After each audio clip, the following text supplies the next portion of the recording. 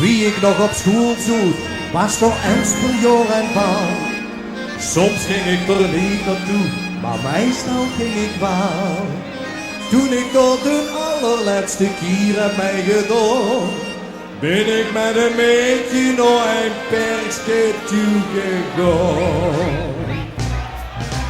Benkje aan benkje, samen op het benkje, in de golden moneschijn.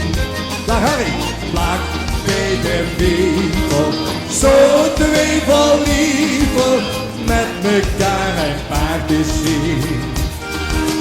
Meentje in de luster, zag ik in de kuster, de kind mij door aanhouden, wat ik nou voor geloof. Als de is gegeven, dan te geleven, ja zal ik nog van dich houden, over 50 jaar. Dat is het, hè, jongen.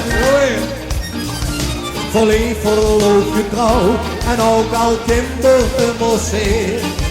Die brengen ons wel zorg, maar op wat hebben wezen geen. En achter in het hoofd, daar staat het benkje in het gras.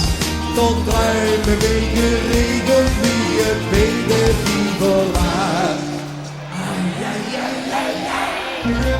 Benkje aan benkje, samen op het benkje, in de golden moneschijn. Vlak bij de wievel, zo twee van liefde, met mekaar een paardje zien. Met in de luster, zag ik in de duister, de gids mij door aanhouden, wat ik nou voor geloof. Als me is gegeven, dan te mogen leven, ja zal ik nog van dich houden, over 50 jaar. Ja, dat kan allemaal niet.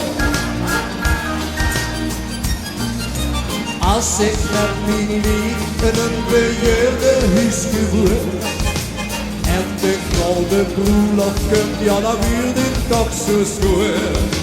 Laat het zijn mijn vreugde dan nog eens mijn vreugde zien. Ook zing nog eens dat liedje van de golden moneschijn.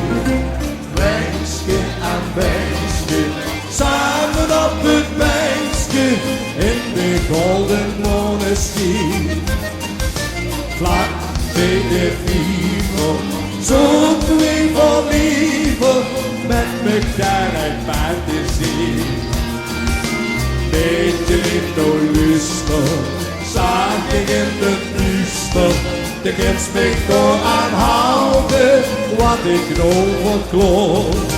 Als me is gegeven, dan te mogen leven, ja zal ik nog van dich houden, over 50 jaar.